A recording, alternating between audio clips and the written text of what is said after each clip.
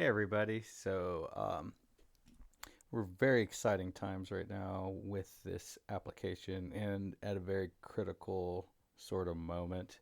Um, these days are always like highly focused days for me. Whenever I'm working in a place and we get to a sort of a nexus position like this. But last time what I got set up was just the ability to see this sort of information, so we could move across and we could see what the actual position was. And in that eclipse sort of context, it was cool because we could kind of move the camera to where we wanted to be, and all that. And so just a quick run through. Let me just unpause this so that you can see what's going on. We have four meshes. We have a wall that's on the back, and so that we could have something for these reflections to have happen on. And then we have a red mesh, a white mesh, and a blue mesh, and I gave them the names. And then we gave the red mesh a starting position of negative x and a y position of 1.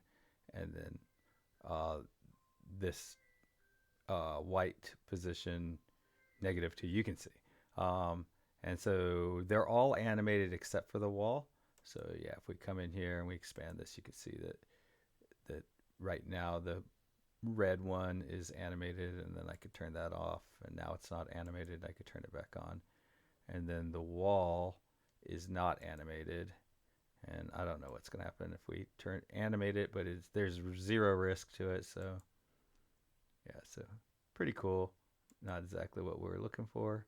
And when we unanimated, that's pretty funny because it kind of stopped in place because of the way we do the X, Y, Z. Now let's see what happens if I pause this. Now this, yeah, that's funny. Um, so um, it's kind of neat. So uh, that is that, and it's no big deal because eventually this uh, rotating animation thing is going to go away. But I'm just going to leave it as is for the moment.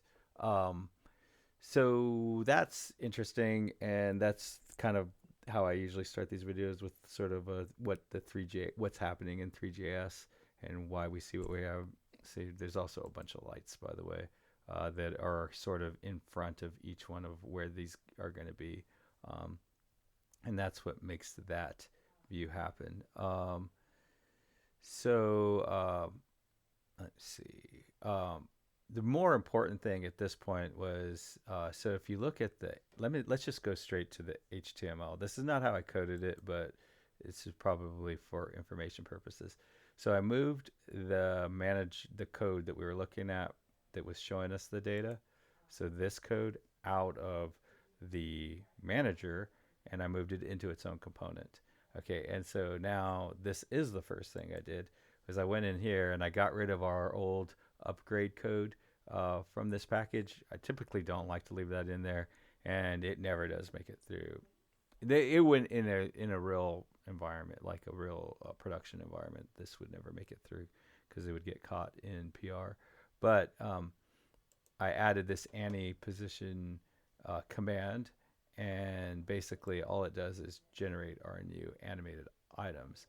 And then in the animation component, that's the wrong one. In our animation manager component, uh, basically I import the new component, and then I get rid of anything that it was really part of it, right? So basically, showing this data needed this animation pairs array, and it needed to get that from the 3JS service. Um, and then in the HTML, wrong one. In the HTML, we just get rid of that old code and just bring in this new code. And then over here in the animation component, um, basically all the code that was in this animation manager gets moved over, and then we have a unit test that I not really do anything with, and an empty CSS, and then um, I show this stuff, and then I added some formatting so that this thing isn't bouncing around. So like if I unpause it, um, so that's not bouncing around, and then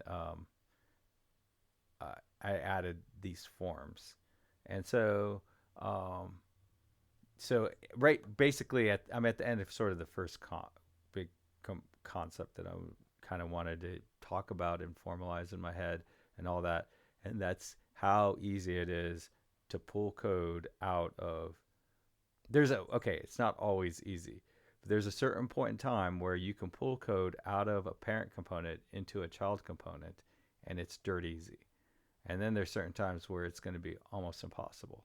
And timing that will make your life a lot easier as a developer, right? Like if I had built in a whole bunch of logic into the animation manager, then um, well beyond this, then pulling this stuff out, especially if it was kind of commingled between like some of the stuff that's being displayed on the screen needs to go, but some of it doesn't need to go. Life just gets a lot harder. Um, so getting that timing down is sort of an important thing that if you want to sort of be really good at this stuff, you're going to have to really pay attention to so that you can get that skill. Okay, so the number two, so yeah, pulling that out and all that is can be very, very easy. And I've never really worked in any other framework where pulling code out like that is that easy. Um, okay, so number two. Um, so whenever I work in a lot of places, I always end up needing to create these sort of animation dictionaries and arrays and these dictionaries and arrays and stuff like that.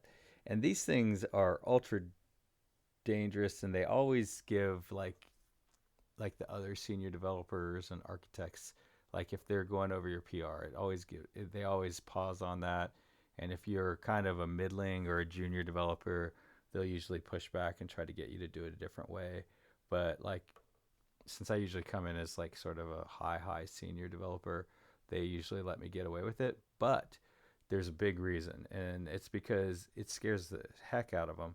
Because if you work in this business long enough on any large applications, you're going to experience a situation where maybe you can go to, and you can probably do this at any big application, web application, where you just let it sit there for 20 minutes and then try to move around in it, and it becomes so slow, and your CPU, like the computer, just starts overheating and stuff like that.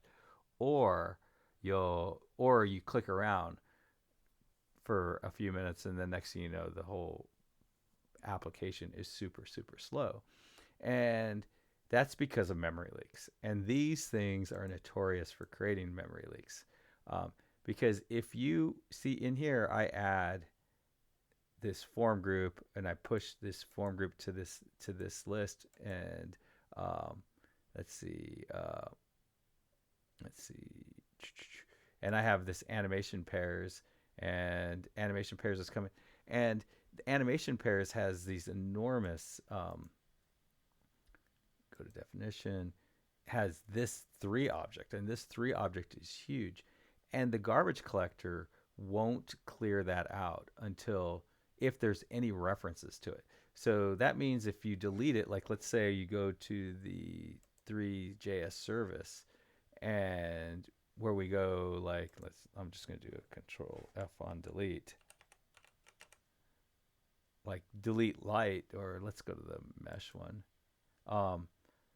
See, there's a point where we go to the scene and we delete the mesh from the scene, right? Scene, remove, mesh. If there are any other references to this mesh, that mesh still exists, and it's huge. So that means as someone was adding and deleting, and then this becomes, I'm going to pause this, and then as you're adding and deleting meshes, especially then this would be a huge deal once we add import and export. Like someone would be able to go into their Excel spreadsheet, add 500 meshes, and then import them into here, and then maybe they have little indicators for all the lights, and then they delete all the lights in the tool. maybe we add a mass delete, but the mass delete doesn't delete them from these other structures uh, that exist down here at the animation in this animation component. Though they still exist and they're humongous, and the memory consumption will go through the roof on an application like this. So deleting those is a huge deal. And normally, in most places, they won't let you do that unless you're like a very, very, like, unless they just don't want to take you on um, during the PR process.